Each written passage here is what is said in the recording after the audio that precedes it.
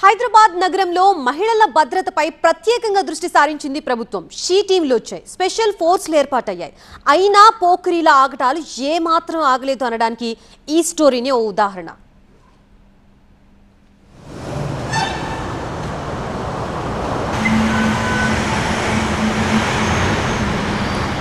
అసలు హైదరాబాద్ నగరంలో అర్ధరాత్రి ఏం జరుగుతుందో చూద్దామంటూ ఛార్జ్ తీసుకున్న 4 రోజులకే మల్కాజ్గిరి మహిళా కమిషనర్ సుమతి ఎంటర్ అయ్యారు. అర్ధరాత్రి స్పెషల్ ఆపరేషన్ నిర్వహించారు.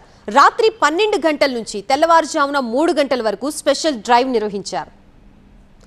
ఆపరేషన్లో భాగంగా దిల్సుఖ్ నగర్ బస్టాండ్లో సాధారణ ప్రయాణికురాలుగా నిల్చున్నారు సిపి సుమతి.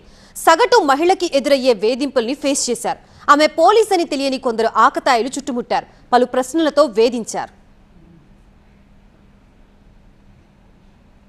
కొంతమంది బైక్ పై వెళుతూ ఆటకాయించారు. మరికొంతమంది చుట్టుముట్టి అసభ్యకరంగా మాట్లాడారు. చూడ్డానికి ఏదో చిన్న ఉద్యోగిలా కనపడడంతో మరింత రెచ్చిపోయారు. జరుగుతున్న తతంగమంతా దూరంగా ఉన్న ఎస్ఐ, ఇన్స్పెక్టర్ స్థాయి పోలీసులు ఆకతాయిల్ని గమనిస్తూ వారిపై నిఘా పెట్టారు. ఈ ఆపరేషన్లో 40 మంది పోకిరీల్ని అదుపులోకి తీసుకున్నారు. దిల్సుఖ్ నగర్ లో పోకిరీల ఆగడాలు పెరిగాయని పోలీసులకి ఫిర్యాదులు కూడా అందాయి. అందుకోసమే సిపి ఇలా లేడీ సింగం అవతారం ఎత్తడానికి కాకుండా నగరంలోని మహిళలు, ఆడపిల్లలకి మేమున్నామనే భరోసా కల్పించే ప్రయత్నం చేశారంటున్నారు అధికారులు. పట్టుబడ్డ పోకిరీలకి కౌన్సిలింగ్ ఇస్తామంటున్నారు.